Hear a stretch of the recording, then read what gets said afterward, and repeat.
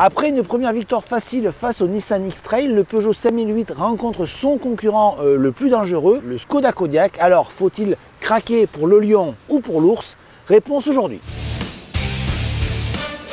Skoda Kodiaq Peugeot 5008, voici la confrontation la plus attendue du moment sur le segment des SUV 7 places. On a d'un côté le Kodiaq, premier SUV de la marque tchèque, qui bénéficie du savoir-faire du groupe Volkswagen, et de l'autre, le 5008 qui abandonne à l'occasion de sa seconde génération la catégorie des monospaces pour devenir un SUV. Premier constat, nos deux adversaires sont imposants avec des longueurs respectives de 4,64 m et 4,70 m.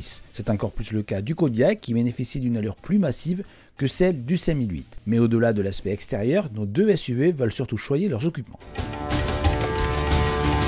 Le Kodiaq et le 5008 sont des véhicules à destination familiale et cela se voit. Concernant l'habitabilité, on a vraiment deux philosophies bien différentes. Sur le Kodiaq, vous avez une banquette 2 tiers, 1 tiers avec deux sièges relativement larges sur chaque côté et une place centrale un petit peu plus réduite, plus inconfortable avec un tunnel de transmission. Sur le Peugeot 5008, c'est 3 sièges totalement indépendants et similaires. Ils sont un petit peu plus réduits en termes de largeur, donc moins confortable. Concernant l'habitabilité, c'est donc une victoire du Skoda Kodiaq, d'autant plus que nos deux adversaires disposent de banquettes qui se coulissent. Pour le volume de chargement, si on prend la configuration classique, à savoir 5 places, c'est le Peugeot 5008 qui conserve le titre de plus grosse valeur de la catégorie. Attention toutefois, quand on rabat tous les sièges, c'est le Skoda Kodiaq qui prend le dessus avec plus de 2000 litres et c'est également le tchèque qui domine quand on est en configuration 7 places. Un petit mot concernant la configuration 7 places, on est un petit peu mieux à l'arrière du Peugeot que du Skoda. Enfin, un dernier mot concernant la présentation, deux philosophies bien distinctes là également, le high cockpit sur le Peugeot 5008, très moderne, assez futuriste, et une présentation très classique sur le Skoda, mais un gain en termes de qualité. Le Kodiaq se distingue également par la présence d'accessoires bien pratiques, comme les parapluies dissimulés dans les deux portes avant, les protections de portière ou le grattoir à givre. C'est simple, mais sympa. Pour ce comparatif, nous avons choisi le Kodiaq en finition style et le Peugeot 5008 en finition GT Line. Ils offrent des dotations extrêmement proches et seulement 620 € les séparent, à l'avantage du français. Le Kodiaq embarque de série les sièges avant chauffants et même électriques pour le conducteur, un haillon électrique et une sellerie cuir Alcantara. Le 5008 riposte avec son instrumentation entièrement numérique, indisponible sur le Skoda. Les modes de conduite disponibles par contre 190 € pour son rival et un système de navigation supérieur nécessitant l'ajout de l'option avancée à 1100 € pour le Kodiaq.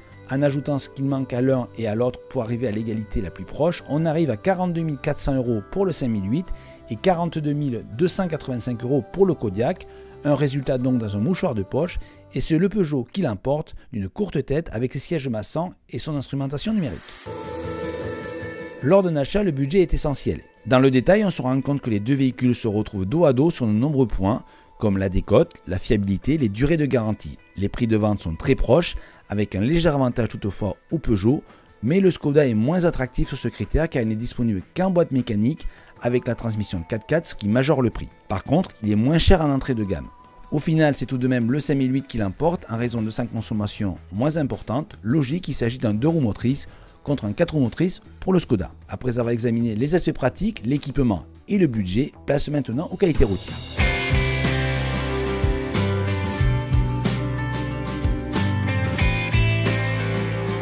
Sur la partie dynamique, le vainqueur est le Peugeot 5008. Pour plusieurs raisons. La première, c'est la facilité de prise en main. C'est-à-dire qu'on a un véhicule, on sent tout de suite bien à l'intérieur. On estime parfaitement le gabarit du véhicule qui est quand même un peu plus compact que celui du Kodiaq. Il faut l'avouer, le Kodiaq, c'est quand même un gros bébé imposant qui demande quand même une certaine prise en main. Ensuite, c'est le comportement qui est quand même à l'avantage du 5008 puisqu'on a affaire à un 3008 un peu plus long. C'est-à-dire que la voiture est agile, incisive, extrêmement bien amortie. Ça, on doit le signaler. Et voilà, et c'est pour toutes ces raisons qu'on a fait gagner le 5008 sur la partie dynamique. Mais attention, le Kodiaq est aussi un excellent véhicule, un très bon voyageur qui dispose d'une excellente insonorisation, il est aussi très bien amorti.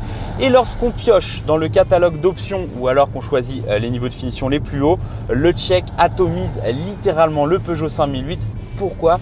Puisqu'il peut disposer d'une transmission intégrale, d'une boîte DSG, c'est-à-dire double embrayage, et d'une suspension pilotée. Tous ces équipements sont absent du catalogue de chez Peugeot. Comme on pouvait s'en douter, ce duel a été très serré et c'est finalement le Peugeot 5008 qui l'emporte d'un cheveu grâce à des légers avantages au niveau des prix, de l'équipement et des qualités routières. Mais attention, le Skoda Kodiaq a de vrais arguments à faire prévaloir et il ne faut pas croire pour autant que la carrière du 5008 sera très facile car dans quelques mois, il y aura deux adversaires de poids qui arrivent, le Renault Koleos et le Volkswagen Tiguan Allspace.